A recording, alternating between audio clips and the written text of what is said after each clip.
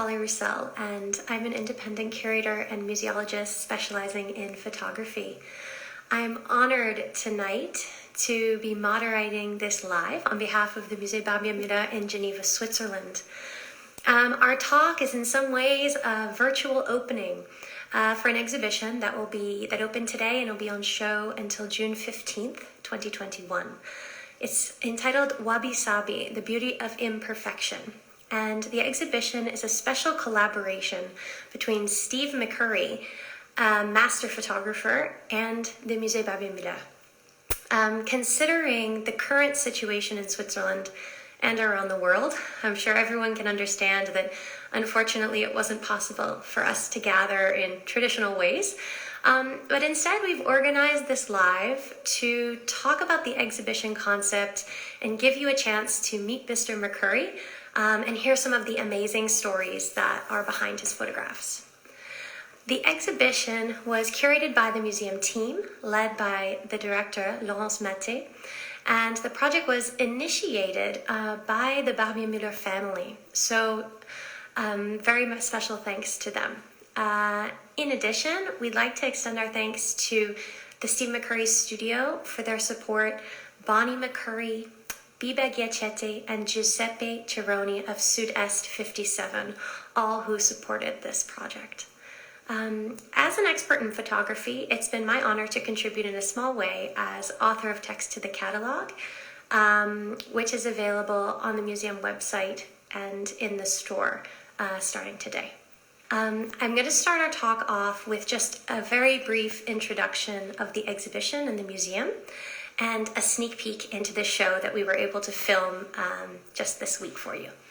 And then I will invite Steve to join me, and he can tell us a bit more about his perspective on this particular collaboration, his artistic process, and how this exhibition project in an unusual way highlights some of the more formal elements that may often remain unspoken in his work.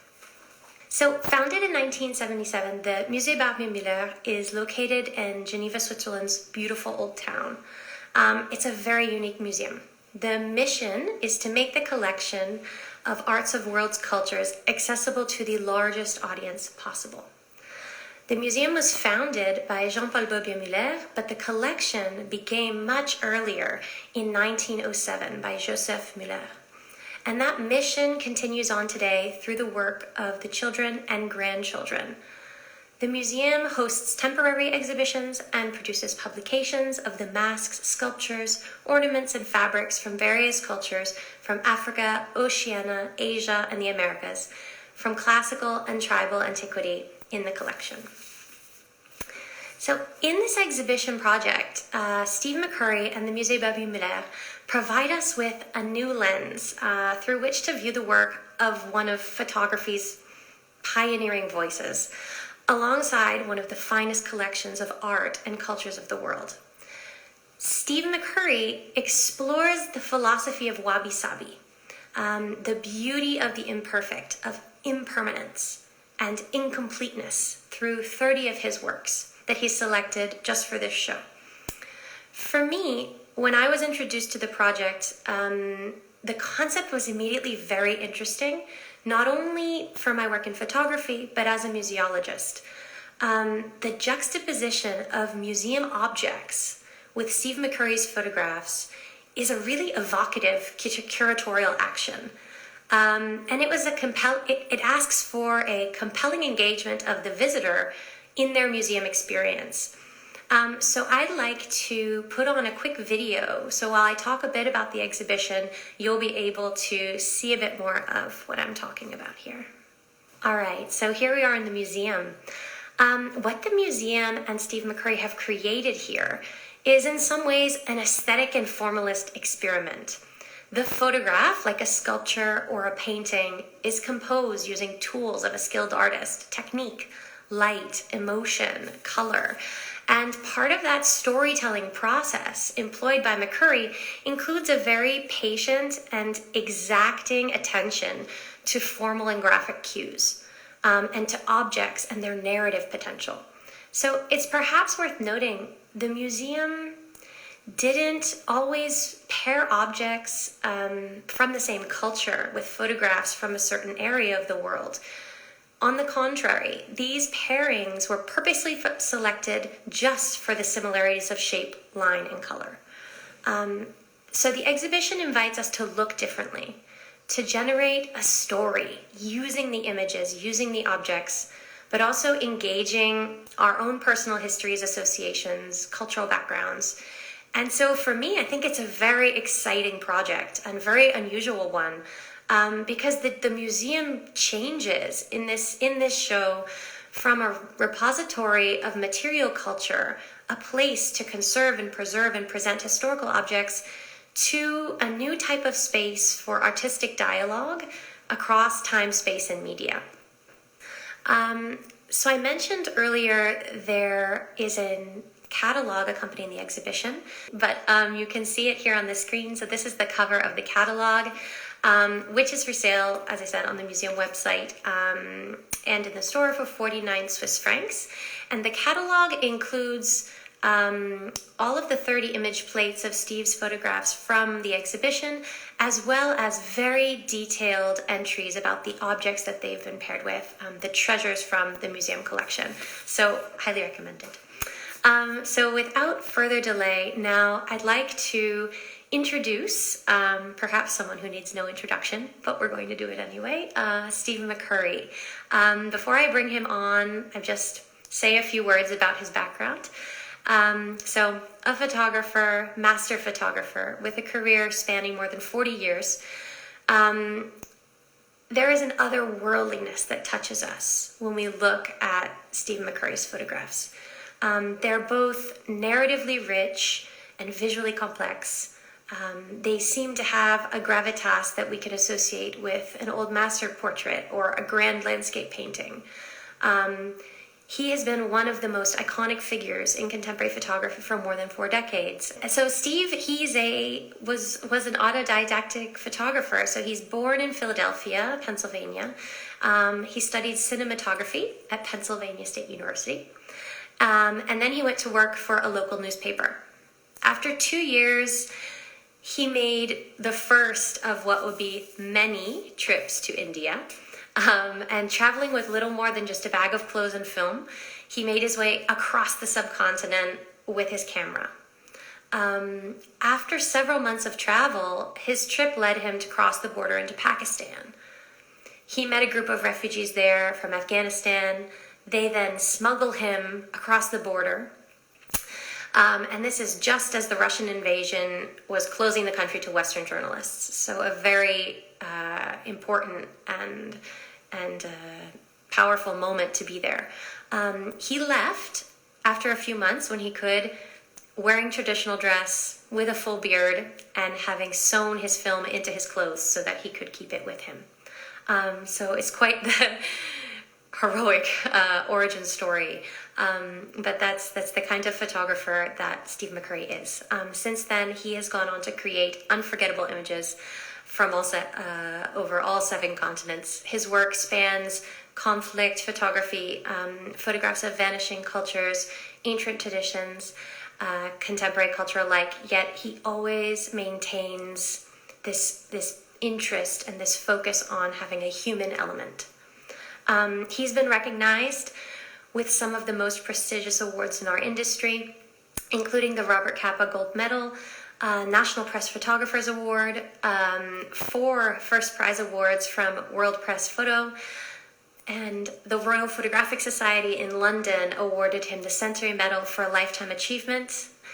And in 2019, he was inducted into the International Hall of Fame for photography. So could not be more excited to talk with Steve today. So I'm just going to invite him to join us. The nature of things which are that have been used, that are old, that have this Yes. quality about it, which is so wonderful. I mean, we all love, an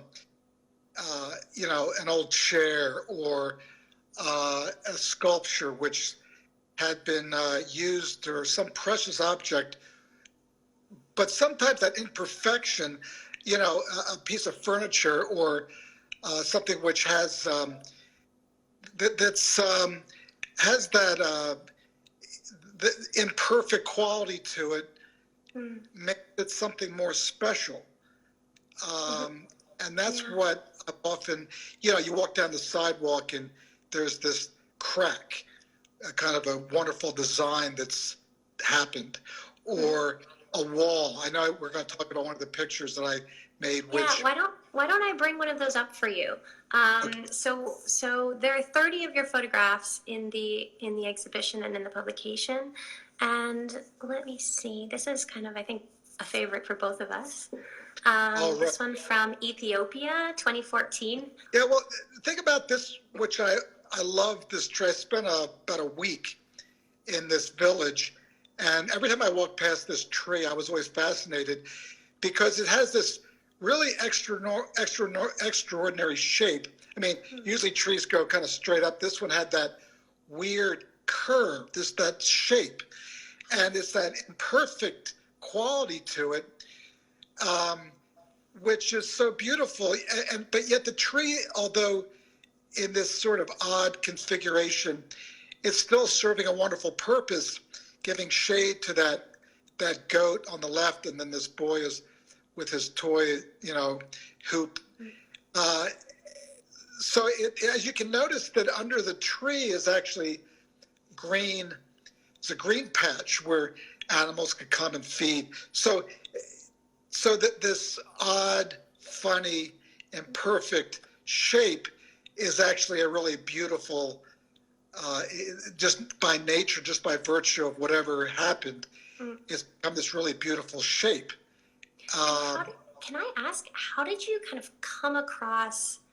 I mean, it's quite an amazing moment that you've captured with the goat, with the boy, and with this tree. And I can tell that the tree was kind of maybe a crucial element for you for that composition, for this image. So I'm just kind of curious about your process. Did you just stumble upon that? How did this happen?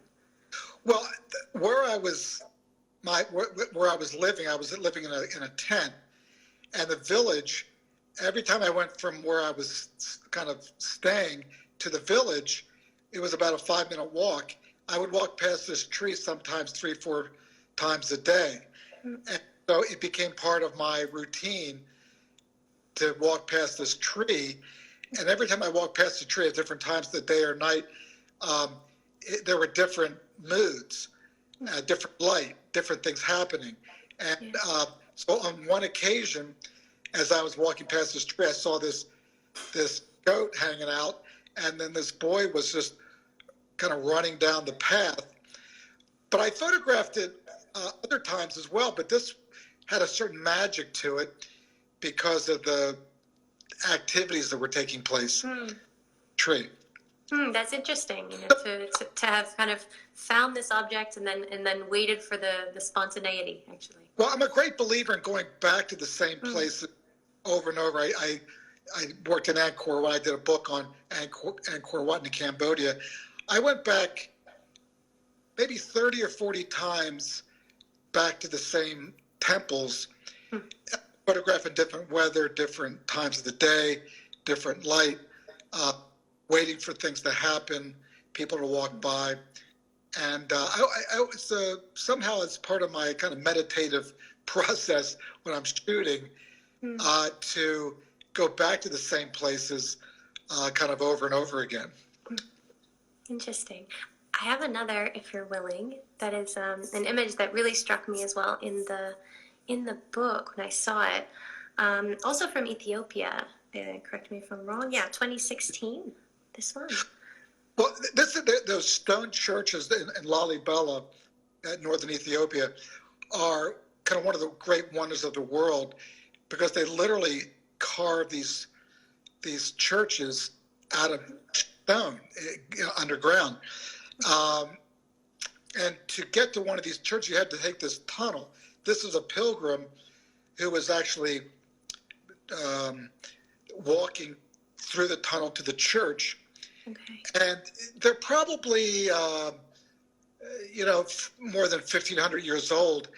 And the side of the wall, again, solid rock, is started to kind of get chipped away in time, creating this really wonderful design the shapes, the coloration. This is just natural kind of fungus on the wall, and it created this kind of work of art by itself. And I just marveled. And then as this woman, this pilgrim, this is one of the main pilgrimage spots in all of Ethiopia, walking away, it created this wonderful shape, almost like a butterfly or a bird. The kind of the wind caught her drape and kind of blew it. So yeah, it was. I love this picture just because of the quality of this, the age and the deterioration of the wall created this beautiful place. It's Italy is so wonderful. These villages which take on this age and this imperfection. One of the pictures I think we're going to show is from a movie studio in Italy. So this is in the famous movie studios in the world, Cinecittà. Fellini and a lot of Stica and Scorsese had filmed some of the most iconic work here. And this is literally just a facade. It's kind of, the walls are cardboard and plaster. So it's all a bit of fantasy. But again, this sort of the deterioration and the coloration and how the thing is, this movie set, which was once grand and beautiful and perfect, now has become something other than what it was really designed to be. And I just love how it's kind of falling apart. That's what's so great about a lot of these old movie sets in the movie studio, Cinecittà, is that they're all in this state of decay, and it's become something more spectacular than what it was when it was first built. And we have one more, if you're willing. This is one of the images that I was really moved by when you told me the story of it for the book when we were talking. So could you tell us a bit about this spectacular scene? Well, this is a pagoda, again, probably 1,000 years old, and it's the largest pagoda in the world. There's a lot of mythology around it, but while it was being built, an earthquake, and that's all stone, it's all brickwork. There's tens of millions of bricks to made up this pagoda, and during this earthquake, there are these fissures and these the cracks, creating these kind of wonderful lines. So you had this pagoda, which was going to be this, painted white, it was going to be beautiful and perfect, and yet what happened was the earthquake changed the plan. The cracks happened, and it was never completed.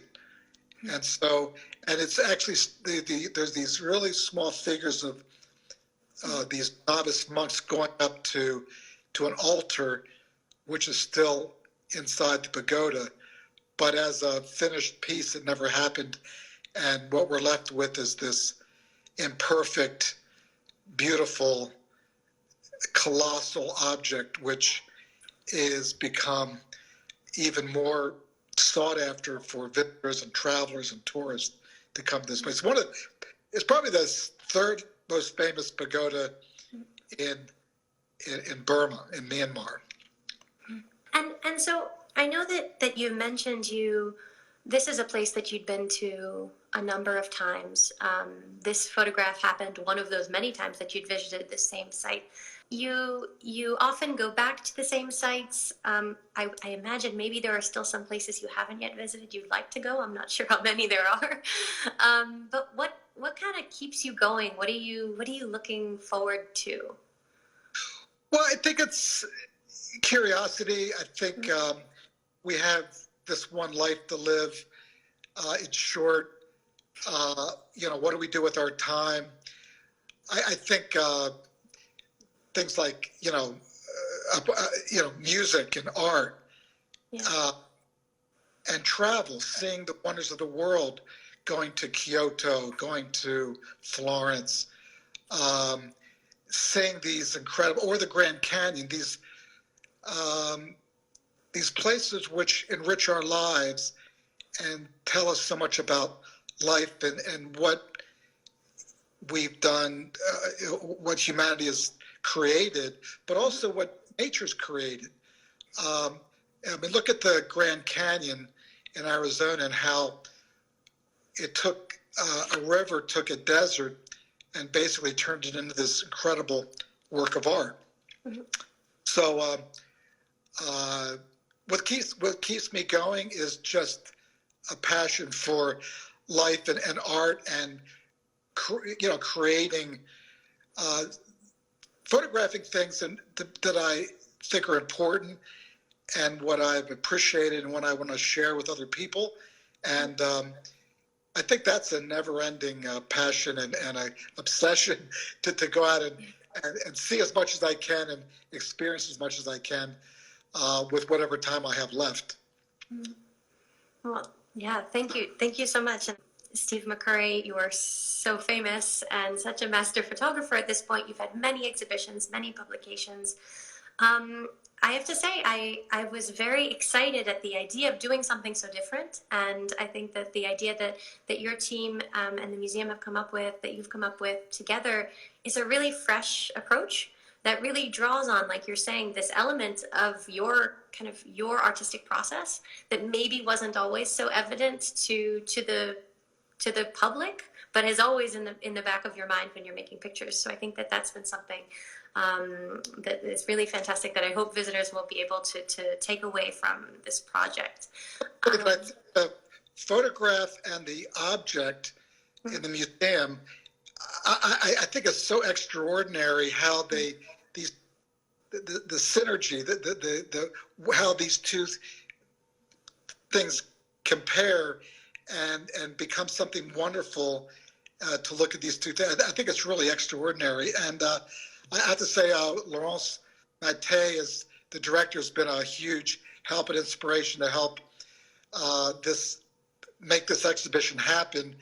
And I was so pleased when I seen what they did with these incredible objects which were collected over so many years, and then with my photographs. It's really it's a work of art in itself. I'm really honored.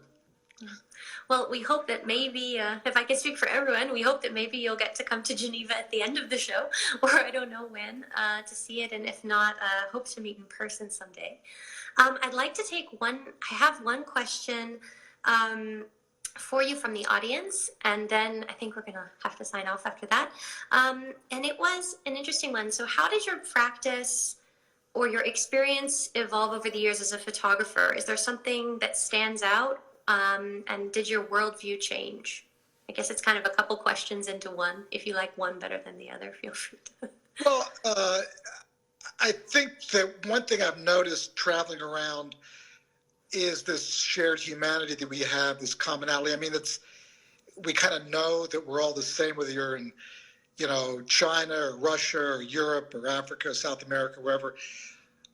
But when you actually, leave New York, for instance, fly to Moscow or Nairobi or Buenos Aires or Japan or whatever, to be able to see how we connect and how talking to a taxi driver in one of these places, how we are the same people. And I'm constantly reminded about how we have more similarities, more, the differences in the world.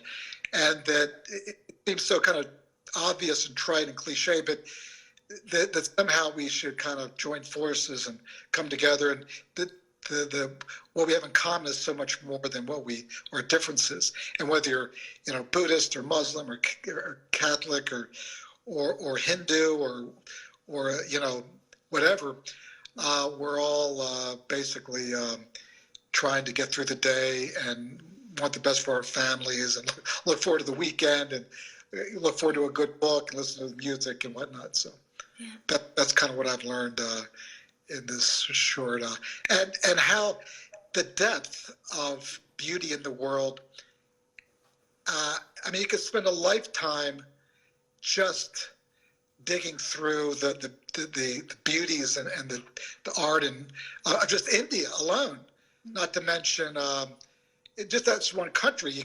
You can, and there's China and Russia and Africa. And it's so there's just not enough time to really absorb everything, and that's the kind of real pity and a kind of regret that I'm not going to be able to really see everything and photograph everything that I wanted to. I have a long list of like 15 books I want to do in my life, and I'm sure I'm going to be able to get. I'm going to give it my best try though to get through.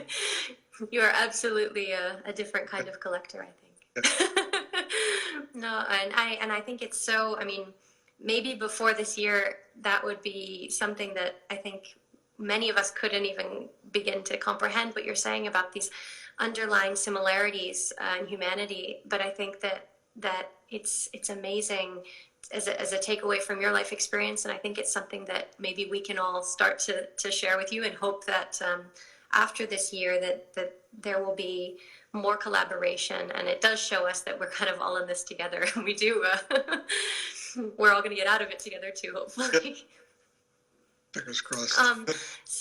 So it has been such a pleasure this evening, and over the course of this project, to have the honor to interview Steve and to talk with you. Thank you so much. I'd like to extend also my thanks to Laurence Maté, the director of the museum, and their team for the invitation to host tonight's live, and also for what's been a wonderful collaboration, mostly at a distance, but that's this year. Once again, just a small reminder, the exhibition Wabi-sabi, Beauty in Imperfection, La beauté dans l'imperfection, opens today in Geneva, Switzerland, and will be open until June 15th, 2021. For general visits, the museum is open 365 days a year from 11 to 5, including national holidays, so no excuses not to get there before June 15th. That is just COVID restrictions permitting, of course. One last thing, please be sure to check out the book online. It is really exceptional, and if you're not able to go see the show, the pairings work also very well in the book form, because you'll really be able to make this kind of formal comparisons that we're talking about. And so, yeah, I'm Holly Roussell. This is Steve McCurry. We're here for the Barbier-Mueller Museum in Geneva, wishing you all a wonderful end of the year, and thank you for being with us. Thank you. It's a pleasure. Bye. Thanks.